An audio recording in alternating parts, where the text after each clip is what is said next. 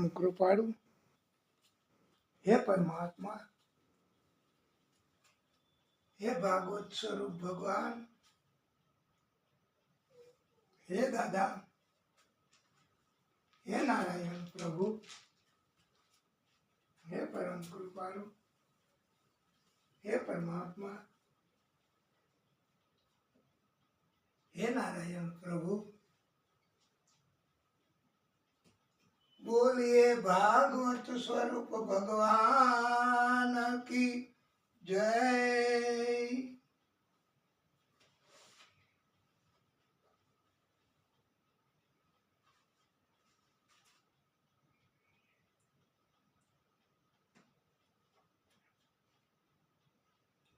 मां चिंता कुरु देवर्षे हर्षं चित्ते समावह।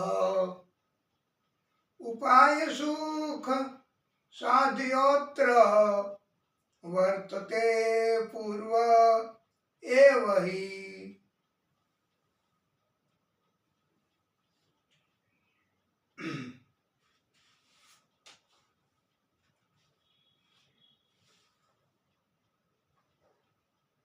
परम कृपाळु परमात्मा श्री राम आदिशक्ति स्वरूप नीलांबुज श्यामल कोमलांगम आकाशा, हे प्रभु सीता समारोपित वाम भागम पाणौ महासायक चारुचापम नमामि रघुवंशनाथम।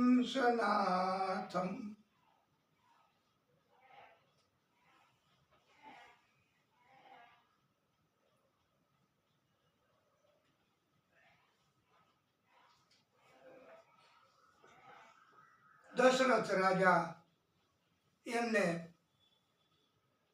સંતાન નહોતા, એમની ઉપર કૃપા થઈ, યજ્ઞ કર્યો, એમાંથી અડધી ખીર કૌશલ્યાને, અડધીમાંથી અડધી સુમિત્રાને અને એમાંથી અડધી કૈકેયીને 3 ભાગ કર્યા।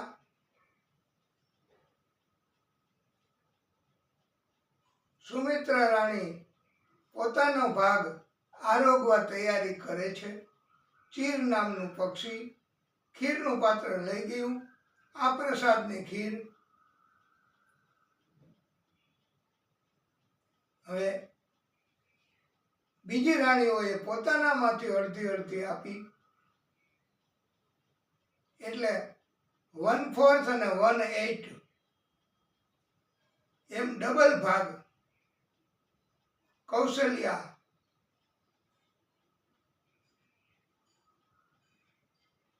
સુમિત્રા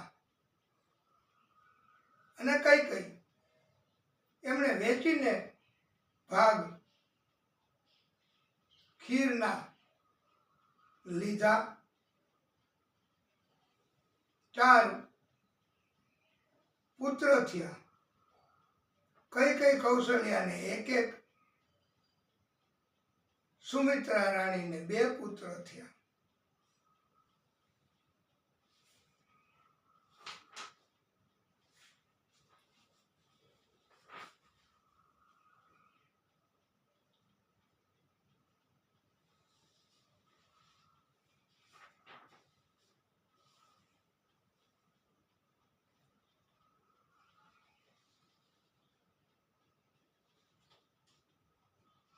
ચીર નામનું પક્ષી એ ખીર અંજની પર્વત ઉપર ગયું, ત્યાંથી અંજની દેવી તપ કરતા હતા, એમને પાત્રમાં ખીર મળી પક્ષી મારફતે, અને હનુમાનજીનું પ્રાગટ્ય થયું છે।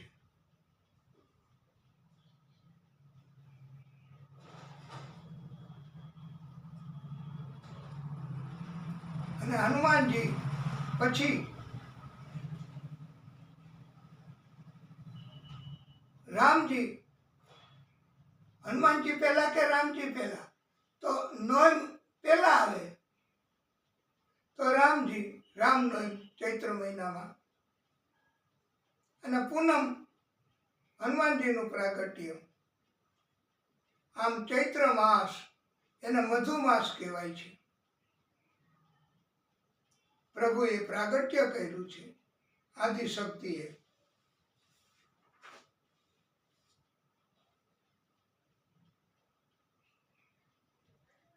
પ્રખ્યાત બધી જગ્યાએ ગવાય છે એવી ચોપાઈ પણ આપણે પ્રભુને રાજી કરવા પૂરતી જ કહીશું. બાકી તો બીજી ચોપાઈઓ આપણે કહેવાની જ છે. તો આ પ્રખ્યાત ચોપાઈ છે. ભયે પ્રગટ કૃપાલા દીન દયાલા કૌશલ્યા હિતકારી મસિત મહતારી મુનિ મનહારી અદ્ભુત રૂપ વિચારી અભિરામા તનુ ઘન શ્યામા નિજ આયુધ ભુજચારી ભૂષણ વનમાલા નયન વિશાલા શોભા સિંધુ ખરારી. આ પ્રખ્યાત છે દરેક જગ્યાએ, અને બધાને, આપને ઘણા બાળકોને આ ચોપાઈ મોઢે છે, બધા કંઠસ્થ છે, સાથે સાથે તમે બધા ગાવા માંડ્યા છો. આ એવી ચોપાઈ છે. હા, અને સુંદર મજાની પ્રભુ શ્રી રામને રાજી કરવા. હવે આપણે એક આરતી સ્વરૂપની સ્તુતિ છે. શ્રી રામ જય રામ, શ્રી રામ જય રામ, પ્રભુ રામ જય રામ, શ્રી રામ જય રામ. શ્રી રામચંદ્ર કૃપાલુ ભજમન હરણ ભવ ભય દારુણમ નવ કંજલોચન કંજ મુખ કર કંજ પગ કંજારુણમ.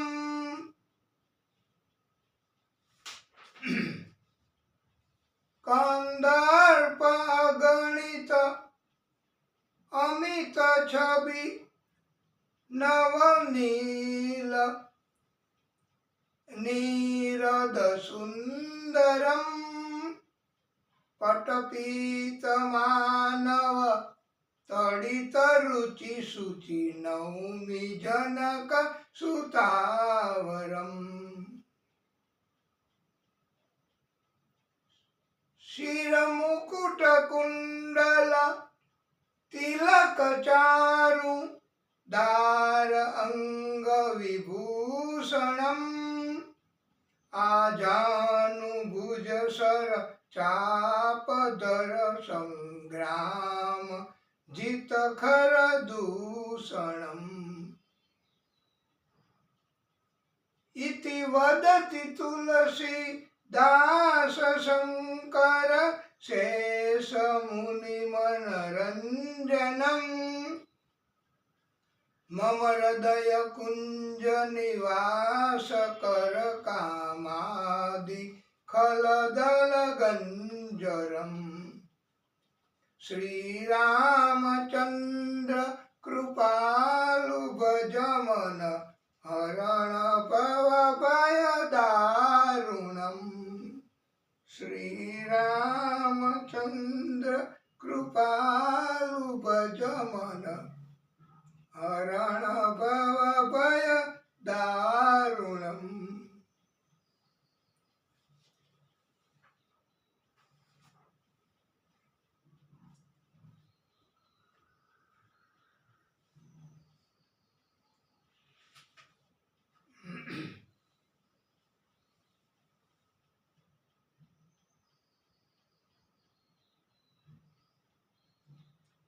હનુમાનજીને પવન પુત્ર પણ કહે છે, કારણ કે પવન બધી જગ્યાએ હોય છે. અંજની દેવીના ગર્ભમાં પણ એ ગયા છે અને એમણે પણ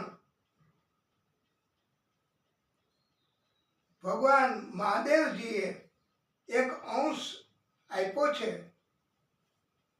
એ પધરાવ્યો છે ગર્ભમાં જઈને, એટલે એમને પવન પુત્ર કહે છે. શંકર સુવન પણ કહે છે હનુમાનજીને, એટલા નામ છે. એને રાજી કરવા હોય તો બહુ દિવ્ય શ્લોક.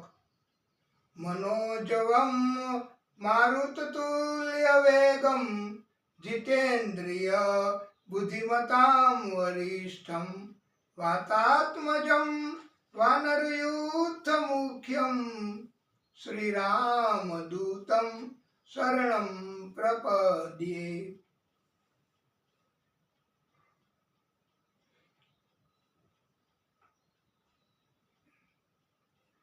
ચંદ્રદેવ એક ઉદાસ હતા. 12 વાગે જન્મ થયો ને બપોરે, એટલે તો પ્રભુએ કહ્યું છે કે મારું કોઈ સન્માનિત કરવા નામ લેશે માન સહિત તો તમારું નામ જોડાશે. એટલે રામ એને સન્માનિત કરવા નામ લઈએ તો રામચંદ્ર, એટલે ચંદ્રનું નામ જોડાય એવું પ્રભુએ એમને કૃપા કરીને કહ્યું છે. અને એમ કહ્યું છે કે હવે પછી હું જન્મ ધારણ કરીશ ત્યારે તમને પહેલા વહેલા દર્શન કરાવીશ. કૃષ્ણનો જન્મ થયો ને ત્યારે સૌથી પહેલા વહેલા ચંદ્રને દર્શન કરાવ્યા છે. કરુણા નિધાન એ પણ એક વધારાનું નામ રામાયણમાં આવે છે. રામજીનું બાળ સ્વરૂપના દર્શન કરવા મહાદેવજી કાગભૂસુંડીને લઈને આવ્યા છે અને કહ્યું છે કે તું ગીત ગા. ત્યારે કાગભૂસુંડીએ કહ્યું કે કાગડો ગાય તો કેવું લાગે પ્રભુ? બધાય ઠેકડી કરે, ટીકા કરે, નિંદા કરે, હાસી ઉડાવે. ત્યારે મહાદેવજીએ કહ્યું છે કે હું કહું છું ને. મહાદેવજીની ભક્તિ, પ્રભુની ભક્તિ, આદિશક્તિની ભક્તિ હોય તો કાગડો પણ કોયલ બની જાય ભાગવતજીના સંગમાં. અને પ્રભુની કૃપા જેવું બીજું કાંઈ નથી. પ્રભુની કૃપા હોય તો, અને અમે કથા કરીએ છીએ તો આ પ્રભુની કૃપાથી જ. નહીતર અમને પણ હવે ઘટપણ તો આવ્યું જ કહેવાય. ઘણી તકલીફ થાય છે, પણ આ તો એમની કૃપા છે તો કથા ચાલુ કરી અને પૂરી એ કરાવશે. અમે કાંઈ નથી કરી શકીએ એમ. અને પ્રભુ આપણે જેમ કથામાં કહ્યું તેમ ભક્તિ કરે અને અંત સમયે મદદ કરે. અમને આપને બધાને પ્રભુ મદદ કરશે. મહાદેવજીએ કૃપા કરી, કાગભૂસુંડી એમણે ગાયું તો બધાય વખાણ કરવા માંડ્યા. આ છે પ્રભુની કૃપાની દિવ્ય અસર.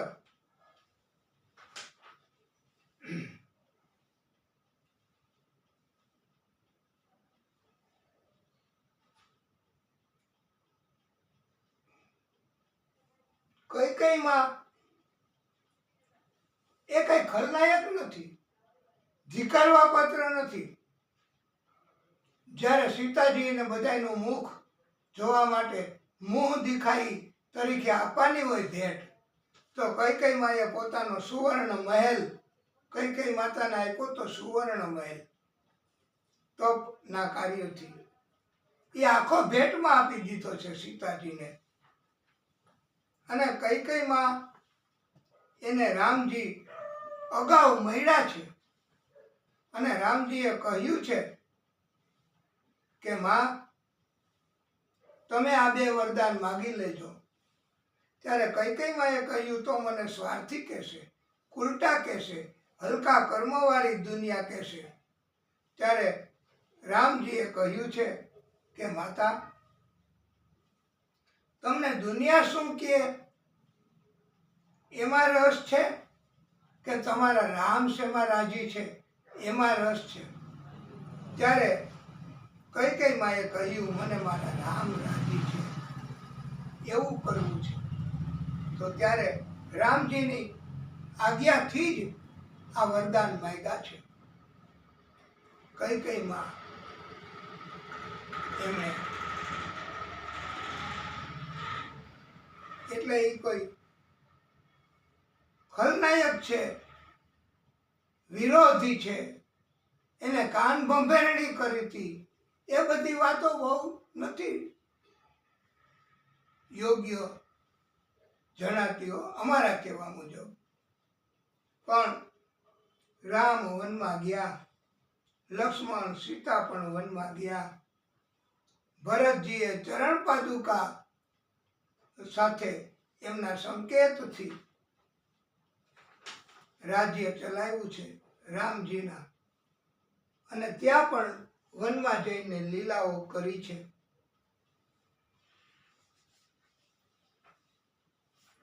સુગ્રીવ, હનુમાનજી અને મહાદેવજીએ પણ આખી રામાયણ પોતાના માનસમાં રાખી છે. આ આખી રામાયણ એને રામચરિત માનસ કહેવાય છે.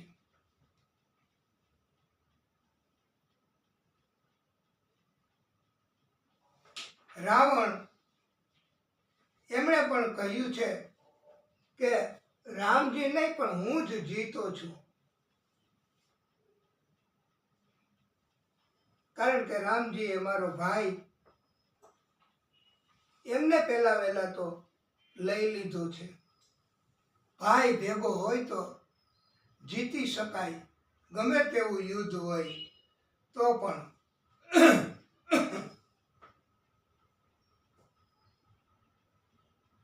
આપણે રામજીને રાજી કરવા અવધ મેં આનંદ ભયો, જય રઘુવર રામ કી. અવધ મેં આનંદ ભયો, જય રઘુવર રામ કી. રામ જન્મ આપણે બધા મનાવીશું, પણ એ પહેલા થોડીક ચોપાઈ કેવી છે, ઈચ્છા છે. પછી આ રામ જન્મનો ઉત્સવ, આનંદ અને રામજીનું પ્રાગટ્ય, એનો આનંદ આપણે લેવાનો છે. ઓ મંગલ ભવન અમંગલ હારી, દુબહુ દશરથ ધ્રુબહુ સુદરથ અજીર બિહારી. રામ સિયા રામ, સિયા રામ, જય જય રામ. રામ સિયા રામ, સિયા રામ, જય જય રામ.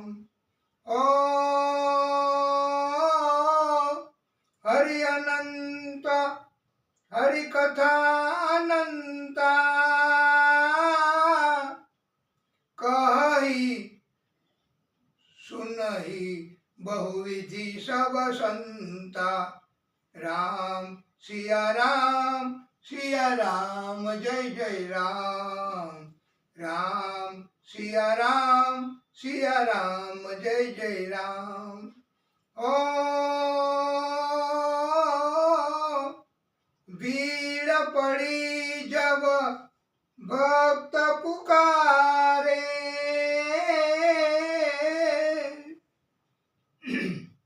दूर करो प्रभु दुख हमारे.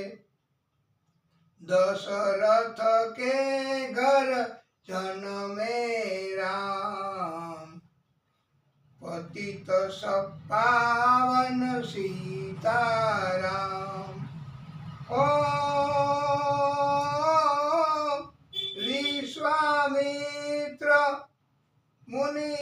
ईश्वर आए,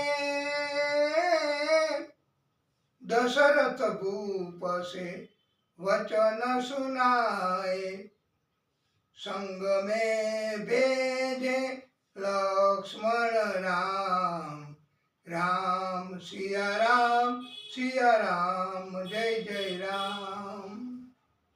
वन में जाए ताड़का मारी, चरण छुआए अहल्या तारी, ऋषियों के दुख हरते राम, पतित पावन सीताराम। ओम जनकपुरी रघु नंदन आए,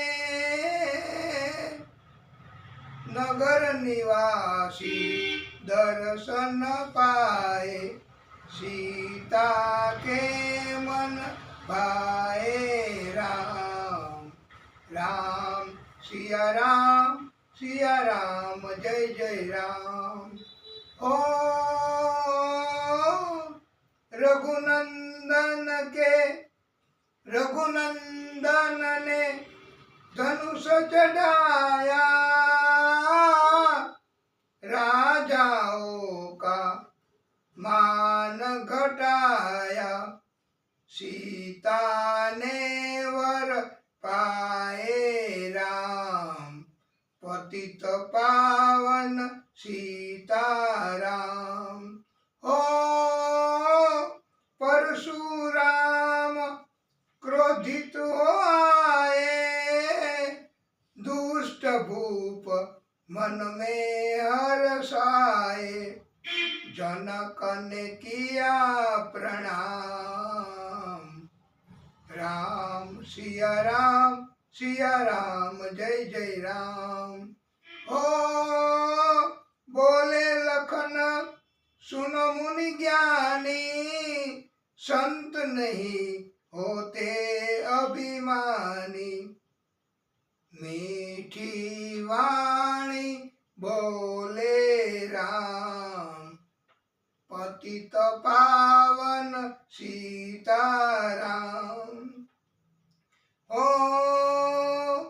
लक्ष्मण वचन ध्यान मत दीजो, जो कुछ दंड दास को दीजो, धनुष तोड़िया मैं हूँ राम, राम सिया राम जय जय राम।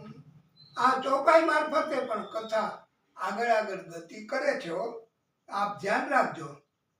હવે પરશુરામ ક્રોધિત થયા, લખન બોલ્યા, રામજીએ કીધું કે મને દંડ આપો, મેં ધનુષ્ય તોડ્યું છે અને હવે આગળ ओ लेकर के यह धनुष चढ़ाओ, अपनी शक्ति मुझे दिखलाओ, छुवत चाप चढ़ाए राम, राम सिया राम जय जय राम। ओ हुई उर्मिला लखन की नारी, श्रुति कीर्ति रिपुसुदन प्यारी, हुई मांडवी भरत के बाम, हुई मांडवी भरत के वाम, पतित पावन सीताराम। ओ अवधपुरी रघु नंदन आए, घर घर नारी मंगल गाए, 12 वर्ष बिताए राम, राम सिया राम जय जय राम। गुरु वशिष्ठ से आज्ञा लीनी, राज तिलक की तैयारी की नहीं, कल कहोगे राजा राम, पतित पावन सीताराम। ओ कुटिल मंथरा ने बहकाई, कैकेयी यह बात सुनाई। दे दो मेरे दो वरदान, राम सिया राम जय जय राम।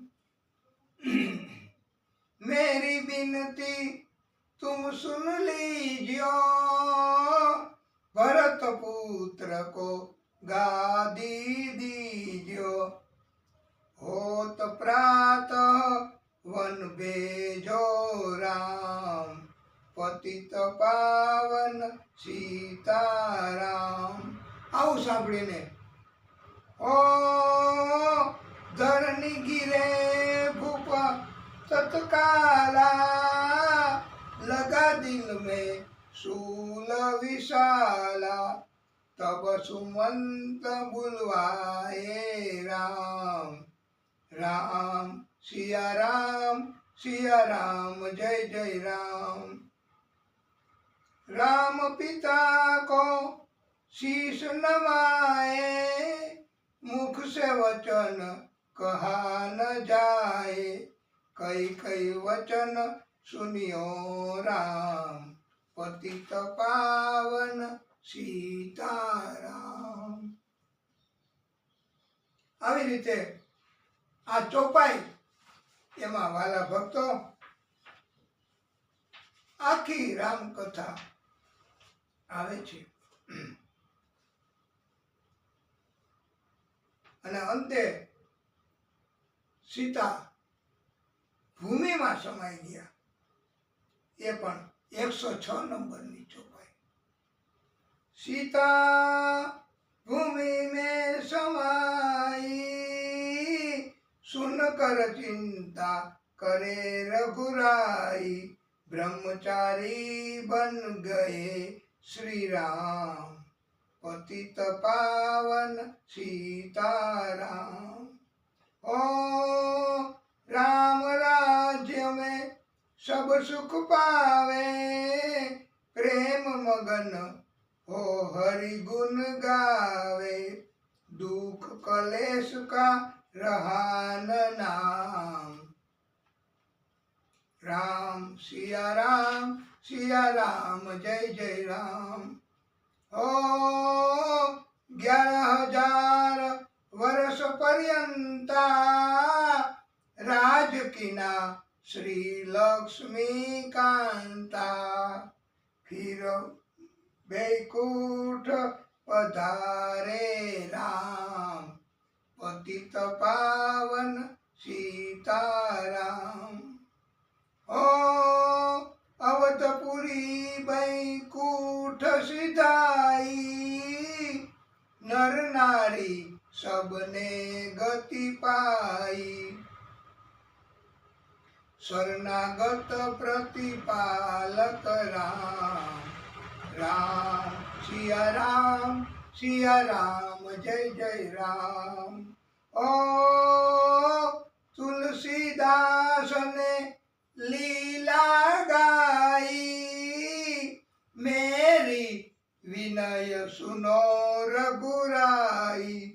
भूलू नहीं तुम्हारा नाम, पतित पावन सीताराम।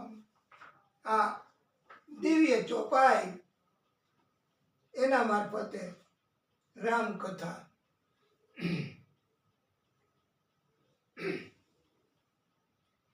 निमि राजा वशिष्ठ ऋषि एमनी कथा कीधी छे। ઈક્ષ્વાકુનો છેલ્લો એક પુત્ર નિમિ હતો। નિમિ આરંભથી જ યજ્ઞ કાર્ય કરતો હતો। નિમિએ વશિષ્ઠ ઋષિને એકવાર કહ્યું, ગુરુદેવ, મારે યજ્ઞ કરવું છે, તમે આ કાર્ય કરી આપો। વશિષ્ઠ ઋષિએ કહ્યું કે નિમિ, મારે પેલા ઇન્દ્રનું કાર્ય કરવા જવાનું છે. એ કામ પૂર્ણ કરીને હું આવીશ. તમે મારી રાહ જોજો. જેમ આપણે કોકને નથી કહેતા કે મારે આ કામ છે, તો એ કે પહેલાં હું ઓલું કરી આવું, પછી તમારું કરીશ, તમે રાહ જુઓ. આવું દુનિયામાં કહે છે. એમ ત્યારેય કીધું ગુરુએ, વશિષ્ઠ ઋષિએ.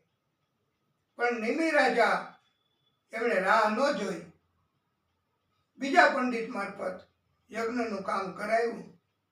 પછી વશિષ્ઠ ઋષિ આવ્યા ઇન્દ્રનું કામ પૂરું કરીને, અને ત્યારે જાણી લીધું કે નિમિ રાજાએ રાહ નથી જોઈ અને બીજા મારફત યજ્ઞ કરાવ્યો છે. ત્યારે વશિષ્ઠ ઋષિએ શ્રાપ આપ્યો, ગુસ્સો કર્યો અને કહ્યું કે તમે અપરાધ કર્યો છે નિમિ. તમારો દેહ, શરીર નાશ પામે. આમ તો કોઈ અપરાધ ન કહેવાય, પણ છતાંય. અને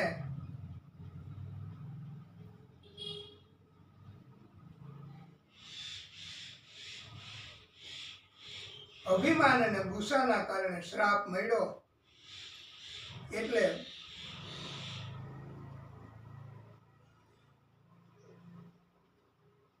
નિમિ રાજા કે હે ગુરુદેવ, તમારા દેહનો પણ નાશ થશે. આમ સામસામા શ્રાપ, એના કારણથી દેહ બંનેના, નિમિ રાજા અને વશિષ્ઠ ઋષિ, એના દેહનો નાશ થયો. આ પ્રભુની લીલા છે. પછી મિત્રાવરુણ દેવે અપસરા ઉર્વશીને જોઈ ઉર્વશીના રૂપ દેખાવથી મિત્રાવરુણ દેવનું વીર્ય સ્ખલન થયું. આ મિત્ર વરુણ દેવનું વીર્ય એક ઘડામાં રાખ્યું. સમય જતા આ ઘડામાંથી એક સંતાન ઉત્પન્ન થયું. વશિષ્ઠ ઋષિ તરીકે ઓળખાય છે. એને કુંભજ ઋષિ પણ કહેવાય છે, કારણ કે ઘડામાંથી ઉત્પન્ન થયા છે. આ પણ અદ્ભુત લીલા છે.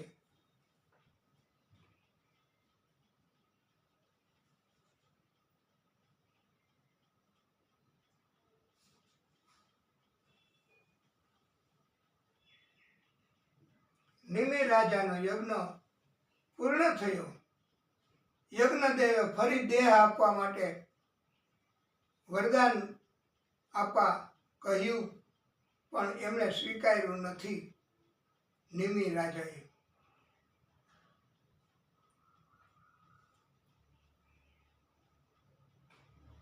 શરીર વગર પણ નિમિ રાજાના આત્માના મંથન કાર્યોથી એક પુત્ર પ્રાપ્ત થયો. એ મિથિલના નામે ઓળખાયો. મિથિલા નગરી વસાવી. આ સંતાન મિથિલના નામ ઉપરથી મિથિલા નગરી નામ પડ્યું.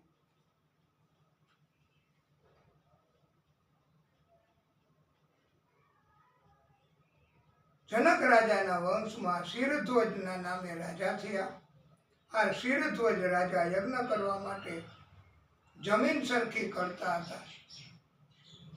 હળની અણી સાથે કંઈક સંપર્કમાં આવ્યું અને જોયું તો એ ઘડો હતો. એ ઘડામાંથી સીતાજી ઉત્પન્ન થયા છે. એટલે સીતાજી એ પણ કુંભજ કહેવાય. ઘડામાંથી જન્મ થયો એ કુંભજ. અને વશિષ્ઠ ઋષિ પણ કુંભજ કહેવાય. આ પ્રભુની અદ્ભુત લીલા છે. વાલા ભક્તો, આવી દિવ્ય લીલાઓ ઘણી કરવાની છે. આપણે પ્રભુને રાજી કરવા. હવે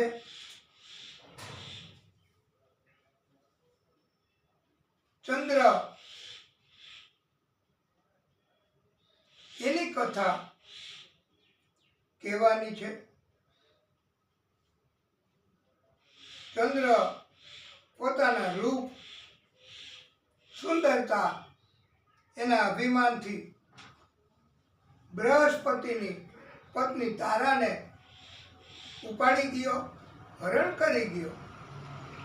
બૃહસ્પતિ અને ચંદ્ર વચ્ચે દુશ્મની થઈ. ચંદ્રના પક્ષમાં શુક્રાચાર્ય અને અસુરો રોકાયા.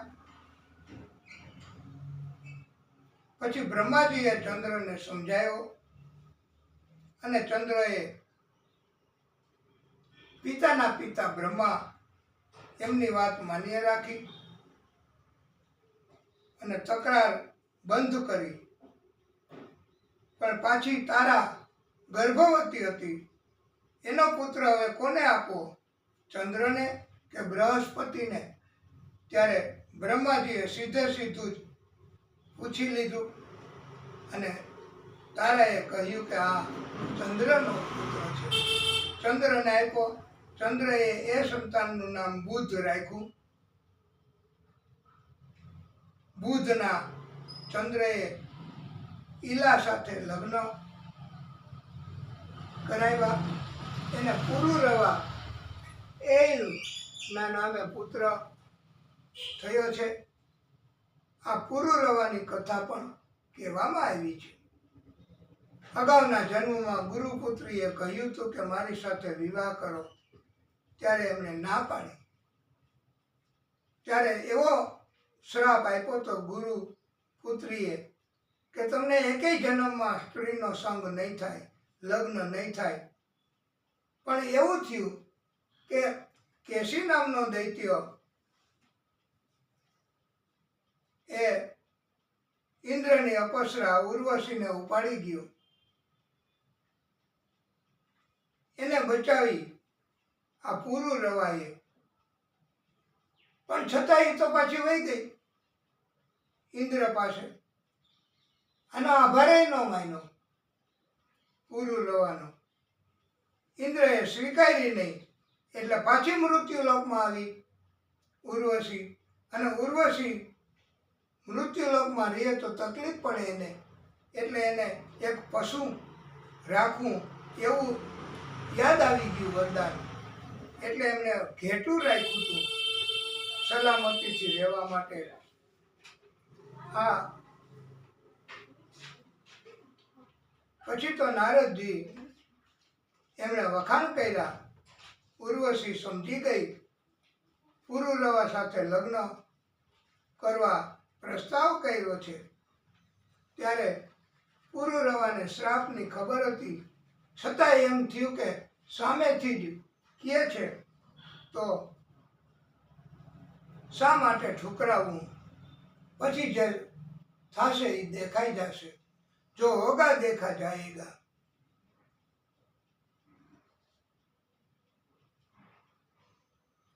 પછી તો પાછી ઇન્દ્રને ખબર પડી ગઈ કે સપ્તપદી અને લગ્ન થયા ઉર્વશી અને પુરુરવાના. તો એમણે ગંધર્વોને મોકલા કે લઈ આવો ઉર્વશીને અહીંયા. અને ત્યારે ગંધર્વો ઘેટાને ઉપાડી ગયા.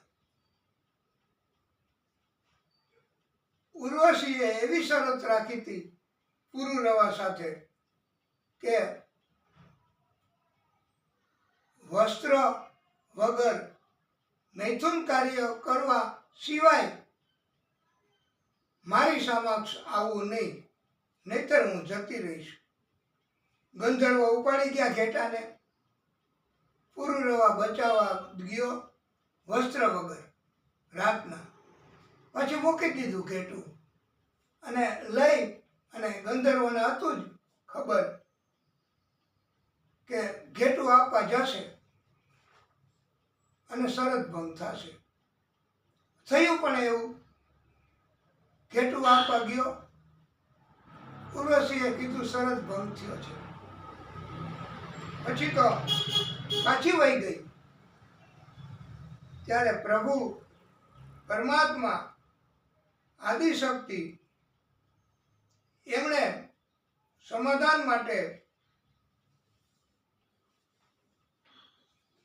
ઇન્ટરવેન્શન કર્યું છે, મધ્યસ્થી તરીકે કાર્ય કર્યું છે.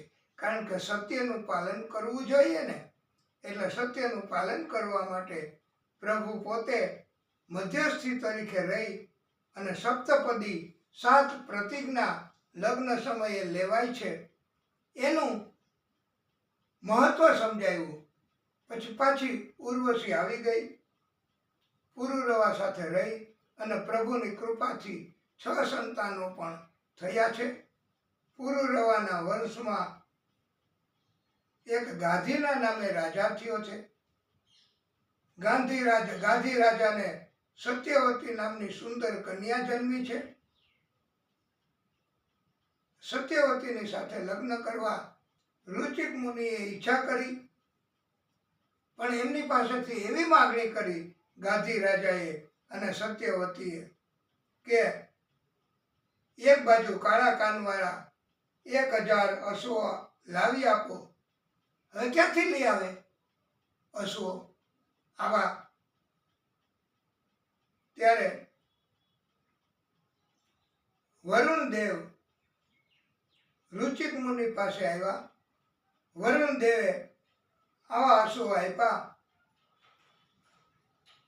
અને વરુણ દેવની કૃપાથી રુચિક મુનિએ એ અશ્વો ગાધી રાજાને આપ્યા. ગાધી રાજા એમને પોતાની કન્યા સત્યવતી રુચિક મુનિ સાથે પરણાવી છે. આવી દિવ્ય કથા કહી છે. અને એમાં 2 ઘડાઓ તૈયાર કર્યા હતા. એક સત્યવતીને અને બીજો એની માને. પણ ઘડા બદલાઈ ગયા.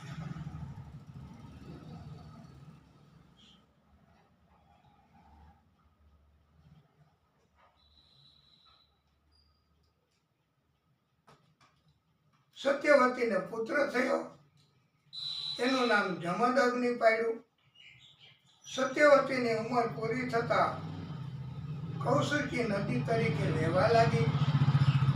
સત્યવતીના પુત્ર જમદગ્નિના લગ્ન રેણુની પુત્રી રેણુકા સાથે થયા. જમદગ્નિ તથા રેણુકાને લગ્ન જીવન દરમિયાન એક મહાપરાક્રમી પુત્ર જન્મો. એ પરશુરામ કહેવાય છે. આદિશક્તિએ પ્રાગટ્ય કર્યું છે પરશુરામના સ્વરૂપમાં. બોલીએ પરશુરામ ભગવાન કી જય. હય વંશમાં અર્જુન એમણે દત્તાત્રેય ભગવાનનું તપ કર્યું હતું અને 1000 હાથ માગ્યા છે, એટલે સહસ્ત્રાર્જુન કહેવાય છે.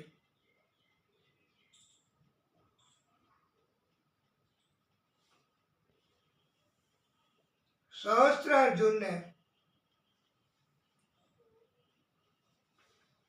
જલ ક્રીડા કરી નર્મદા નો પ્રવાહ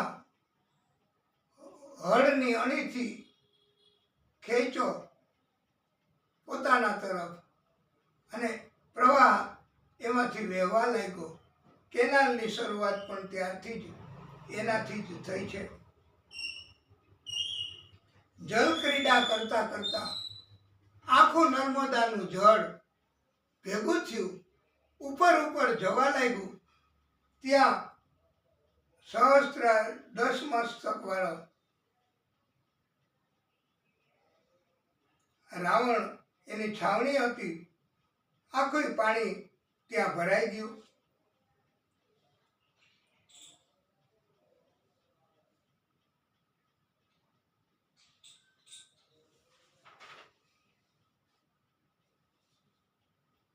દસમુખ વાળા રાવણ અને સહસ્ત્રાર્જુન એમની વચ્ચે યુદ્ધ થયું.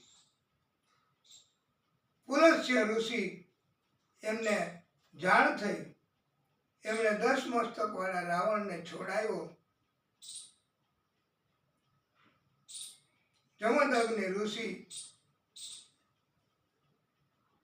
એના આશ્રમમાં સહસ્ત્રાર્જુન આવ્યો. જમદગ્નિ ઋષિનું ઐશ્વર્ય બળ આ બધું જોઈ એને આ ખેંચાણ થયું. જમદગ્નિ ઋષિના આશ્રમમાં કામધેનુ ગાય હતી. વાછરડા સાથે એને ઉપાડી ગયા. સહસ્ત્રાર્જુન અને સૈનિકો. પરશુરામજીને ખબર પડી. પરશુરામજી પાછા ગયા, યુદ્ધ કર્યું.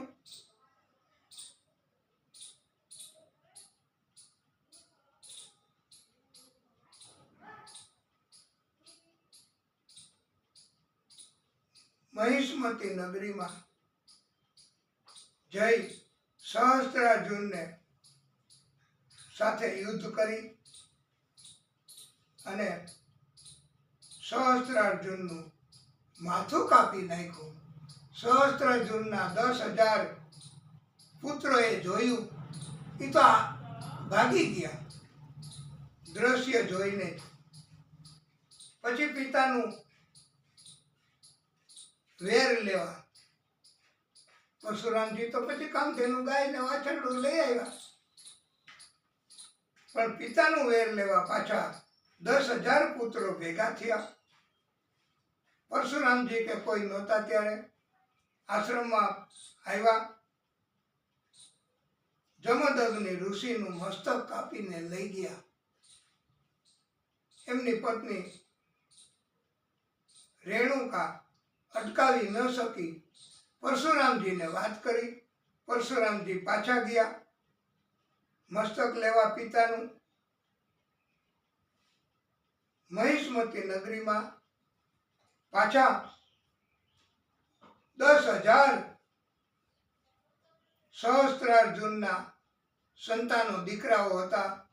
એને બધાયને મસ્તક કાપી કાપીને ડુંગર મોટો થઈ ગયો મસ્તકનો, અને લોહીની તો નદી વહેવા લાગી.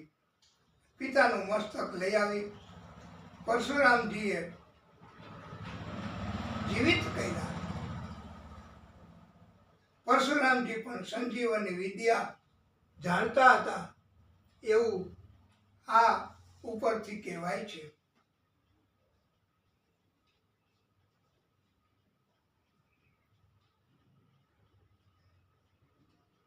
રેણુકાજી આશ્રમમાં હતા. એમને માનસિક રીતે મોહિત થયા. જમદગ્નિ ઋષિને ગુસ્સો થયો. આશ્રમમાં મોડા આવ્યા રેણુકાજી અને બધાય બાળકોને કહ્યું, સંતાનને, કે તમારી માને મારી નાખો. કોઈ આજ્ઞાનું પાલન ન કર્યું. પરશુરામજીને કહ્યું. પરશુરામજીએ તરત જ પિતાની આજ્ઞાનું પાલન કર્યું અને મારી નાખી એની માને. પછી પિતા પ્રસન્ન થયા, વરદાન માંગવા કહ્યું. ત્યારે પરશુરામજીએ માંગ્યું કે મારી મા અને ભાઈઓને સજીવન કરો, અને એને જ્ઞાન ન રહેવું જોઈએ કે મેં એને માર્યા હતા, નહીતર દ્વેષ ભાવ ચાલુ રહેશે. આવી રીતે પરાક્રમ કર્યા છે પરશુરામજીએ. પુરુરવાના વંશમાં અલક નામે રાજા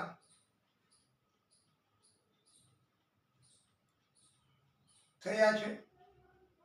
66,000 વર્ષ યુવાન રહીને પૃથ્વી ઉપરના તમામ ભોગો ભોગવા છે. ભોગ ભોગવવાનો અંત આવતો જ નથી. માટે કાળક્રમે બધું છોડવું એવો બોધ આપ્યો છે. નહુષના વંશમાં યયાતિ નામે રાજા થયા. એના લગ્ન દેવયાની સાથે થયા. દેવયાનીને એક દાસી મોકલી.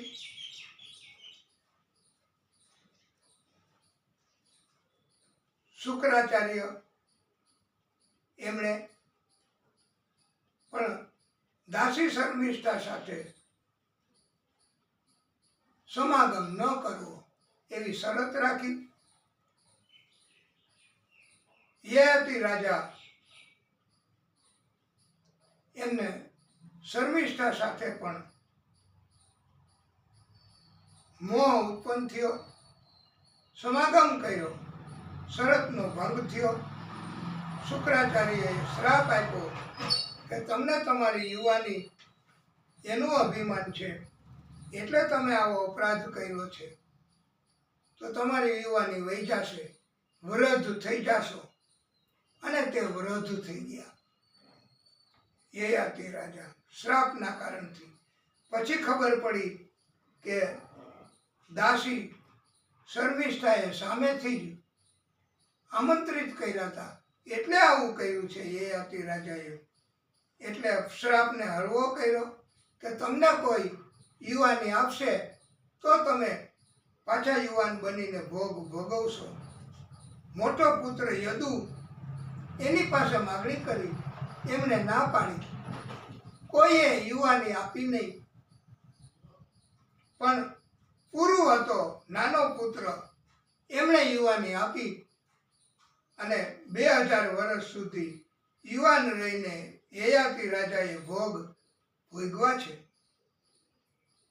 આવી રીતે અને પછી પુરુના વંશમાં પાંડવો થયા.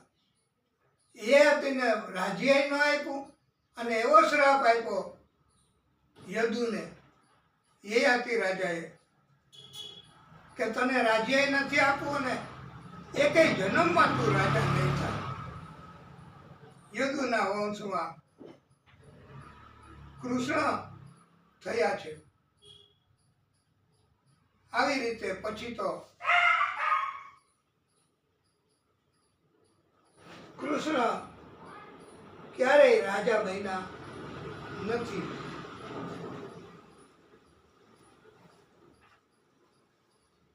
યયાતિના વંશની કથા કીધી છે. શકુંતલા અને ભરત એમની પણ કથા કીધી છે.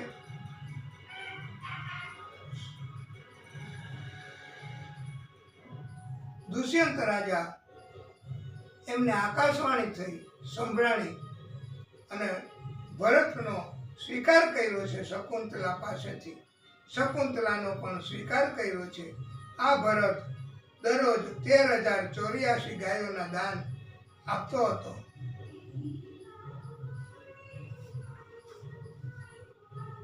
ભરતના વંશમાં પણ ભારદ્વાજ અને વાતી થયા છે. રંતિદેવ ભરતના વંશમાં થયા છે. એમણે પણ તપ કાર્ય કર્યું છે. ભગવાન એમની પણ કસોટી કરવા આવતા અને અંતે તેમને પ્રભુએ કૃપા કરી છે.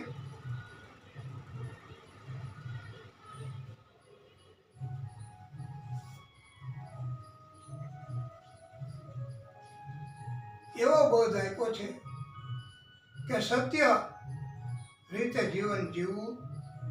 એક પંક્તિ કથાને અસરકારકતા મળે એવા હેતુથી સોનાને લાગે ક્યાંથી કાટ સંસારી મનવા, સોનાને લાગે ક્યાંથી કાટ લોઢવા કટાઈ જાય તાંબુની લોઢું થાય મેળીના વાયરામાં જાતે ખવાઈ જાય સોનાને કોઈ ના ઉચાર સંસારી મનવા, સોનાને લાગે ક્યાંથી કાટ.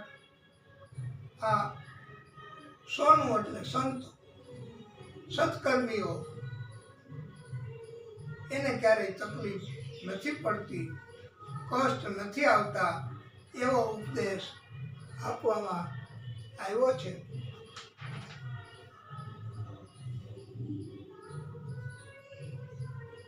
જરાસંઘની ઉત્પત્તિ એની કથા પણ કરી છે.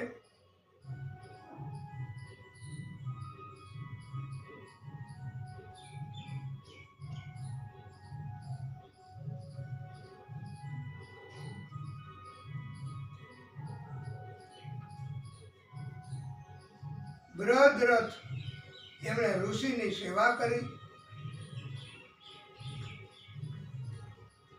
એમણે 2 પત્ની હતી. ફળના 2 ભાગ કરીને આપ્યા. બંને પત્નીએ આરોગ્યું ફળ. 2 માનવ દેહ ના ટુકડાઓ એક પત્નીએ જન્મ આપ્યો. એને ફેંકાવી દીધા. જરા નામની રાક્ષસીએ બેયને ભેગા કર્યા અને જરાસંઘ એનું નામ પડ્યું. આવી રીતે જરાસંઘની ઉત્પત્તિ થઈ છે.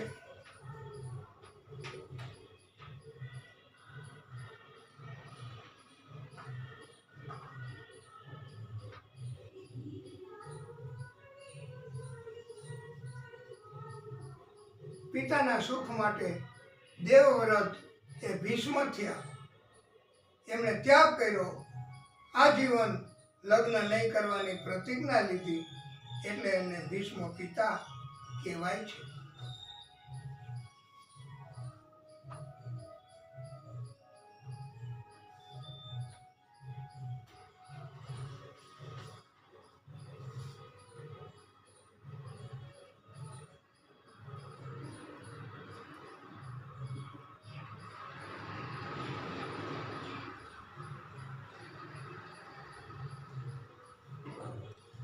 પરીક્ષિતના વંશોની કથા, ભવિષ્યવાણી એની કથા કરી છે.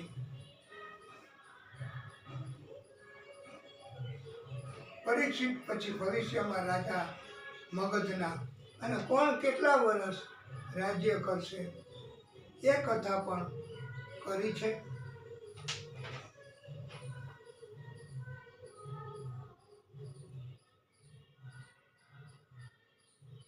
કર્ણ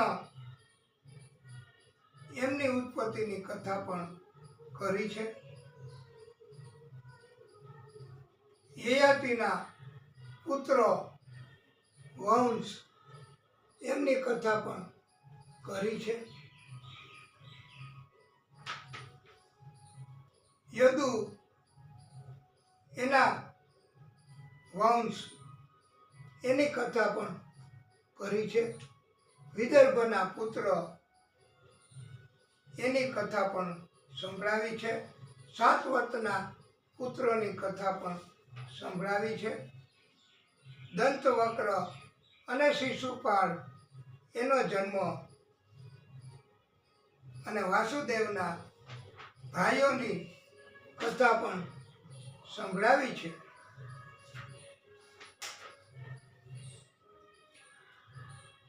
વાસુદેવની 7 પત્નીઓ અને બીજી પણ ઘણી પત્નીઓ હતી એમની પણ કથા સંભળાવી છે. આખોય કૃષ્ણ જન્મ અવતાર એની કથા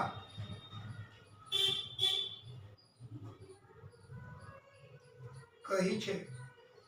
માયા 3 પ્રકારની છે: સાત્વિક, રાજસી અને તામસી. ભગવાન કૃષ્ણની 16,108 પત્નીઓ તે વેદની ઋચાઓ છે. શાસ્ત્રોમાં કૃષ્ણને સાક્ષાત શ્રી હરિ વિષ્ણુ પરમાત્માનું પ્રાગટ્ય અંશ કહેવામાં આવે છે. કંસ એના કાકાની દીકરી દેવકીને ખૂબ જ પ્રેમ કરતો હતો. તે બધા કુટુંબીઓ આ દેવકીને બચપણથી જ લાડ પ્યારથી રાખતા હતા. દેવકીના લગ્ન વાસુદેવજી સાથે થયા. કંસ પોતે વડાવવા માટે ગયો છે અને પ્રભુની લીલા તો જુઓ. આકાશવાણી થઈ કે હે મૂર્ખ કંસ, તું જે દેવકીને આટલો પ્રેમ કરે છે એનું 8મું સંતાન તારો કાળ છે. ત્યારે બહુ દુઃખી થયો. વાસુદેવે એમને સમજાવ્યા છે. હવે કંસ એ ભલે એની રીતે દુઃખી રહે, વાસુદેવ એમને સમજાવે છે. આપણે કથાને ટૂંકો વિરામ આપીએ. બોલીએ ભાગવત સ્વરૂપ ભગવાન કી જય. હે પ્રભુ,